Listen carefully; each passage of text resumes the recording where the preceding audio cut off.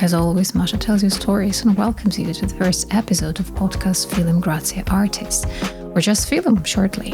There are many reasons why I decided to run this project about embroidery, textile practice and self-reflection also. Firstly, Fibre art is a fantastic way to bring together a passionate community of artists and embroidery enthusiasts, share knowledge and explore the rich history of textile art. Secondly, not always people really have time to listen to my long talks. So, 15-minute program format can be more accessible than my long video presentations. Thirdly, I feel that I need to try something new and develop my skills in the direction where I haven't been yet. Practice speaking since I'm not native, and I do need constant exercising in English and doing research on fascinating topics. That makes me feel excited, and I adore telling you about my discoveries. Being ambassador of embroidery, we together let this old craft live a long and beautiful life, highlighting historical and cultural traditions, personal and regional stories found around the world. Stories that inspire, teach, and reveal unique experiences of makers, letting the audience learn about different embroidery styles, practices, creative processes, and visual symbolism through short episodes. For many, listening gives lots of encouragement and comfort. Sometimes programs about art become soothing and everyday buzz and news and information overload.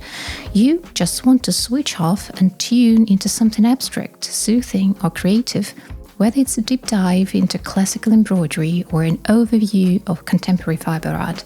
I hope it can be an interesting resource. And, by the way, a quick note about the name that I have chosen for my program. Ars Grazie Artist is a well-known Latin phrase.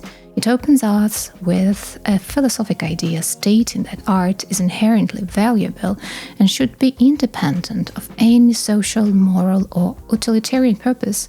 The translation to English sounds like art for art's sake.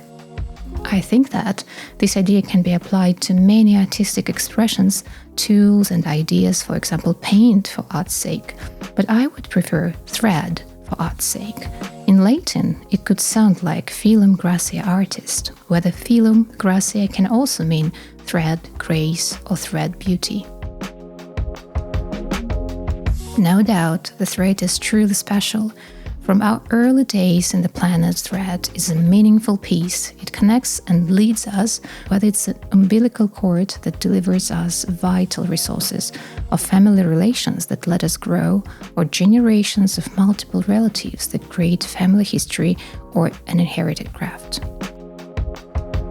In various cultures, threads hold symbolic meanings, often representing connection, protection, spiritual significance, and commitment. Threads can be worn as sacred items, used in rituals or woven into tales, signifying purity, fate, and the bonds between people and the divine. Threads appear in myths and language, often serving as metaphors, models, or mediums. They are diverse and symbolic, representing both structure and movement, as well as deeper meanings in mythology and the visual arts. Threads can symbolize the thread of life, continuity and connection, but they can also be lost, woven together or unraveled. Holding the threads suggests control and stability, while losing them impulse uncertainty or fate taking over. More than just material, thread embodies the power of connection, destiny, and individual agency in shaping one's life. When I mentioned mythology, losing and finding thread, you might have thought about ancient Greece and recall the Ariadne's thread myth, which by itself has many notions, and one of them is thread, the key to solving the most complicated challenges. It's a tale of love, betrayal, and cleverness centered on Ariadne, Theseus, and the fearsome Minotaur. Let me remind you of the plot. On the island of Crete, King Minos ruled with the ultimate power. As punishment for past grievances, he demanded that Athens sent 7 young men and 7 maidens every 9 years to be sacrificed to the Minotaur, a monstrous creature with the body of a man and the head of a bull. The Minotaur was trapped with the labyrinth and the intricate maze designed by the brilliant inventor Daedalus, so complex that no one who entered could ever find the way out. One year, the Athenian prince Theseus volunteered to be among the victims, determined to slay the Minotaur and end the cruel tribute. Upon arriving in Crete, he caught the eye of Ariadne, the daughter of King Minos. She fell in love with him and decided to help him survive. Ariadne consulted Daedalus, who advised her to give Theseus a ball of thread.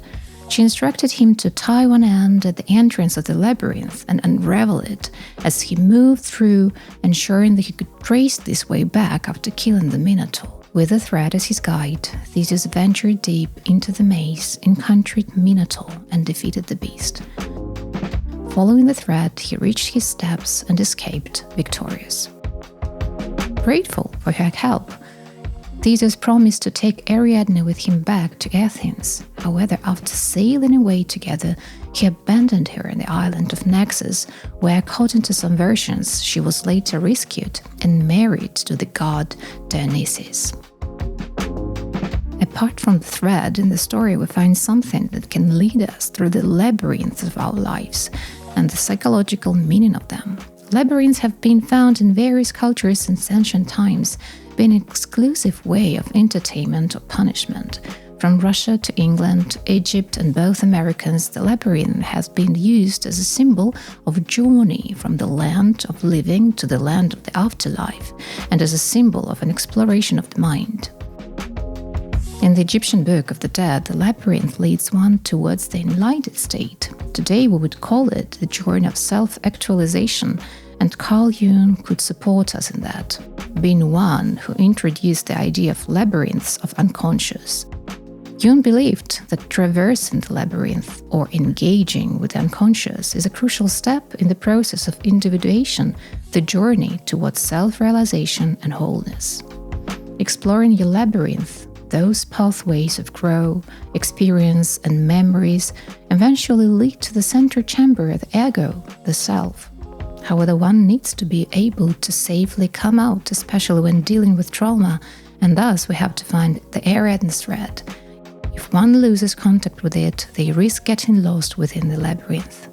We can spend all our lives roaming about the maze, exploring it, or losing touch with our thread and finding it again. The thread can be real or imaginative. It can be made of tangible fibers and stitch all the things that we made. It can serve hundreds of our embroideries, or be translucent, gently wrapping our life stories, leading us and guiding us. A thread can be twisted of strings, made up of our loved routines or loved ones, crafts, hobbies, duties, work, leisure, study, or even psychotherapy. Everything that anchors us to a certain safety, thus we hold the thread. Now, let's imagine that. What may have happened if Ariadne used the thread and explored the labyrinth herself?